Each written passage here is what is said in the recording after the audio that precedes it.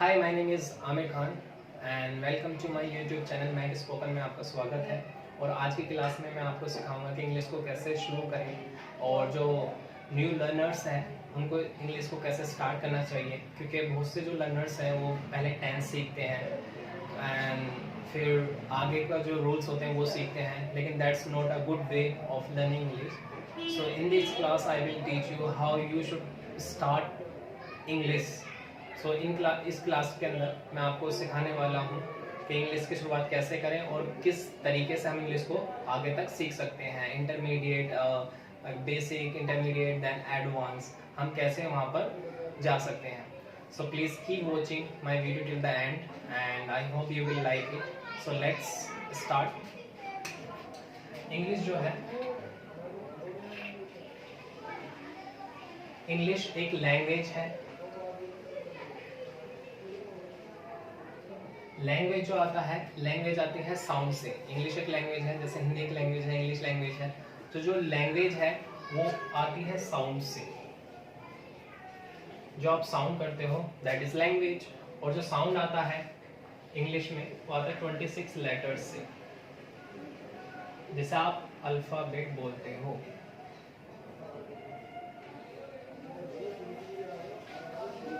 ठीक है, लेटर्स होते हैं 26, A to Z, these are letters। और जो लेटर्स होते हैं वो 26 होते हैं।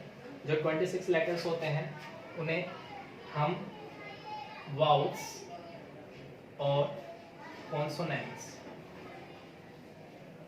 वाउल्स जो होते हैं A, E, I, O, U, these are vowels. और वाउल्स जो होते हैं, रेस्ट ऑफ बचेंगे वो 21 कॉन्सोनेंट्स। तो हमने सीखा कि लेटर्स होते हैं, लेटर्स जो होते हैं वो 26 होते हैं। और जो 26 लेटर्स होते हैं उनमें 5 वाउल्स होते हैं, A, E, I, O, U। और जो बाकी होते हैं वो होते हैं कॉन्सोनेंट्स। जब हम लेटर्स सीख लेते हैं तो लेटर्स से हम बनाते हैं वर्ड। अगर मैं कोई लेटर्स आपस में लूँ, जैसे G, O, गो, ये क्या है? एक वर्ड है। E, A, T, ईट, ये क्या है? एक वर्ड है। P, L, A, Y, play, क्या है? एक वर्ड है।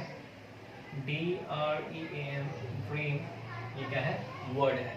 So whenever we get the letters together, चाहे वो 2 हो या 2 से ज़्यादा, तो उनको हम बोलते हैं वर्ड्स। वर्ड्स यानी कि शब्द। जो शब्द होते हैं इनकी डेफिनेशन होती है अ मीनिंग,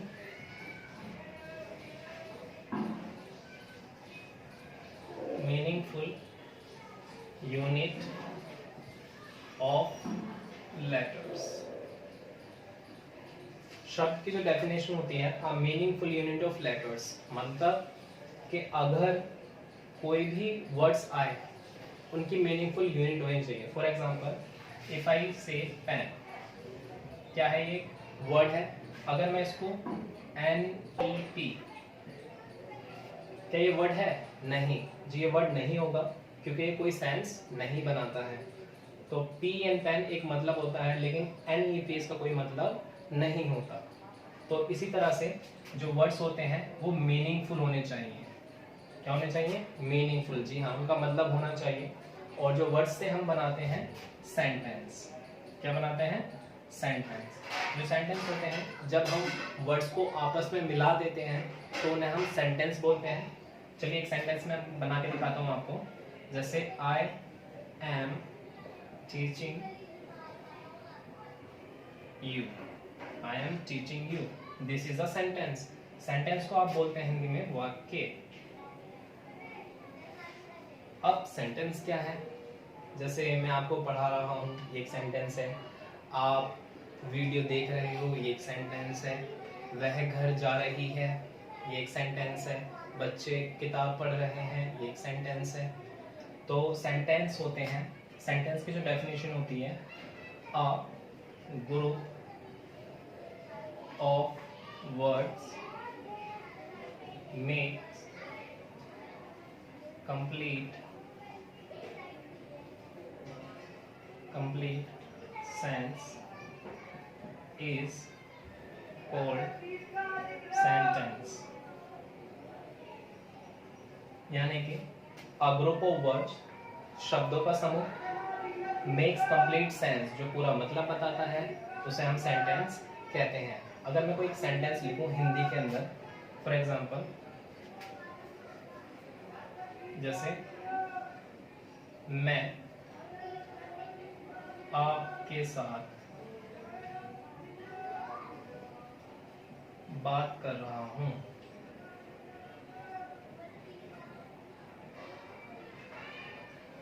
तो यहाँ पे मैं आपके साथ बात कर रहा हूँ, स्पष्ट होता है कि मैं आपके साथ, और इसका मतलब भी बनता है। अगर मैं इसको डिसऑर्डर कर दूं, फॉर एग्जांपल आपके बात साथ कर रहा मैं हूँ, तो ऐसे नहीं बोलेगा कोई भी कि मैं आपके साथ बात कर रहा हूँ। तो इसी तरह से हम बोलते हैं मैं आपके साथ बात कर रहा हूँ। अगर मैं बोलूँ बात कर रहा हूँ मैं आपके साथ, so that would be odd, वो थोड़ा अजीब सा लगेगा। तो इसका मतलब होता है कि अ ग्रुप ऑफ वर्ड्स, जो पूरा मतलब बताता है, उसे हम सेंटेंस बोलते हैं। सेंटेंस बनाने के लिए आपको सब्जेक्ट पता होना चाहिए। सब्जेक्ट होता क्या है? Helping verb, verb, then object. तो अगर आपको दुनिया का कोई सा भी सेंटेंस बनाना है, बहुत से सेंटेंस में सब्जेक्ट नहीं होते हैं, ठीक है, मैं एक्टिव सेंटेंस की बात कर रहा हूँ, जो एक्टिव वॉइस होते हैं उनकी बात कर रहा हूँ। तो जैसे अ ग्रुप ऑफ वर्ड्स, जैसे मैं खेल रहा हूँ, यहाँ पे सब्जेक्ट होगा मैं। आप वीडियो देख रहे हो तो सब्जेक्ट होगा आप। वह नाच रही है, काम कौन कर रहा है? वह सब्जेक्ट होगा। बच्चे लड़ रहे हैं, काम कौन कर रहा है? बच्चे सब्जेक्ट होगा। तो इसी तरह से डूअर इज अ सब्जेक्ट, जो व्यक्ति काम करता है उसे हम सब्जेक्ट बोलते हैं। तो जो सब्जेक्ट होगा, जैसे मैं यहाँ लिख देता हूँ I, you, we, they, she, he, it, these are subjects। ठीक है, तो सब्जेक्ट जो होता है doer, doer is a subject, जो व्यक्ति काम करता है। Helping verb, helping verb is, am, are, can, could, should, will, do, does, did, these are helping verbs। वर्ब जो होती है, जो वर्ब कहते हैं हम कार्य, जो व्यक्ति काम को करता है, तो वो सब्जेक्ट होगा। लेकिन जो जिस काम को किया जा रहा है, जैसे मैं पढ़ा रहा हूँ, क्या काम कर रहा हूँ? पढ़ाना। पढ़ाना क्या होगा? वर्ब होगी, यानी कि टीच। वह खेल रही है, किस चीज़ का काम कर रही है? वो खेलने का, खेलने को वर्ब होगा। जैसे बच्चे मम्मी को परेशान कर रहे हैं, क्या कर रहे हैं? परेशान, तो परेशान वर्ब होगी। आपको गुस्सा आ रहा है, गुस्सा वर्ब। जैसे पापा पैसे कमाते हैं, कमाना वर्ब। हम पैसे खर्च करते हैं, खर्च करना वर्ब। तो जो भी वर्ब होती है, जैसे खाना, पीना, सोना, जाना, उठना, लेटना, तो उसको हम वर्ब बोलते हैं। बाकी जो अदर वर्ड्स, ऑब्जेक्ट, ऑब्जेक्ट दो तरह के होते हैं। एक होता है लिविंग ऑब्जेक्ट, एक होता है non living object. Living object और नॉन लिविंग ऑब्जेक्ट। मैं आपको पढ़ा रहा हूँ, I am teaching you, you is a object, लेकिन कौन सा ऑब्जेक्ट है? Living object.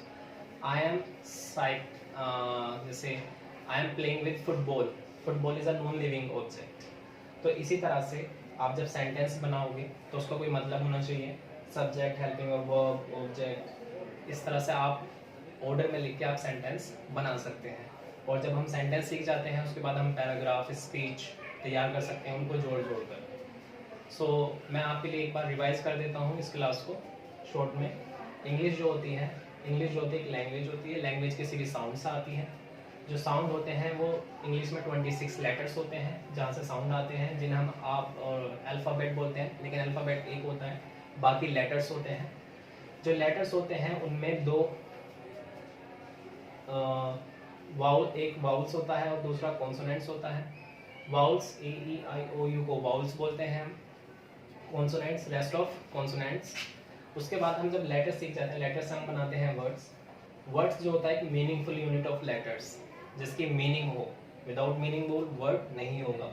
जैसे go, eat, play, dream, come, these are words, जैसे होम, आप कहोगे कि वर्ब भी लिख दी होम, ठीक है, bad, these are also words जो मीनिंगफुल हो, या तो वो वर्ब भी हो सकती है या फिर वो कोई ऑब्जेक्ट भी हो सकता है, तो उसे हम क्या बोलेंगे, वर्ड्स बोलेंगे। जो वर्ड्स होगा meaningful unit of letters, letters की मीनिंगफुल यूनिट होनी चाहिए। जैसे मैंने कहा PEN पेन, पेन का मतलब है, अगर लेकिन मैं इसे लिखूँ NEP, इसका कोई मतलब नहीं है। वर्ड्स को सीखने के बाद हम सीखते हैं सेंटेंस। कोई भी वाक्य जो मतलब बताता है, अर्थ बताता है, उसे हम सेंटेंस बोलते हैं। जैसे आई एम टीचिंग यू, ये एक सेंटेंस है। अगर मैं इसको डिसऑर्डर में लिख दूं, जैसे टीचिंग एम यू आई, क्या ये सेंटेंस होगा? नहीं, क्योंकि ये इसका कोई सेंस नहीं बन रहा है। जैसे मैंने यहाँ पे डेफिनेशन लिखी है, अ ग्रुप ऑफ वर्ड्स, शब्दों का समूह, मेक्स कंप्लीट सेंस, जो पूरा मतलब बताता है, होल सेंटेंस, उसको हम सेंटेंस कहते हैं। और सेंटेंस बनाने के लिए आपको कुछ पता होना चाहिए, सब्जेक्ट, डूअर, काम करने वाला व्यक्ति, हेल्पिंग वर्ब यानी कि सहायक क्रिया, जैसे आप सहायक क्रिया बोलते हो जो हेल्प करती है एक सेंटेंस में सब्जेक्ट को और उसका मतलब बनाने के लिए। फिर होते हैं वर्ब, जैसे आप क्रिया कहते हैं, यानी कि कार्य, यानी कि काम, कोई भी काम किया जाता है किसी सेंटेंस में तो वो वर्ब होती है। देन ऑब्जेक्ट, उसके बाद जो अदर वर्ड्स बचे उन्हें हम ऑब्जेक्ट्स कहते हैं। सो आई होप आपको पसंद आई होगी वीडियो, और if you like this video please like, share and hit the subscribe button, and thank you so much for watching. Bye bye.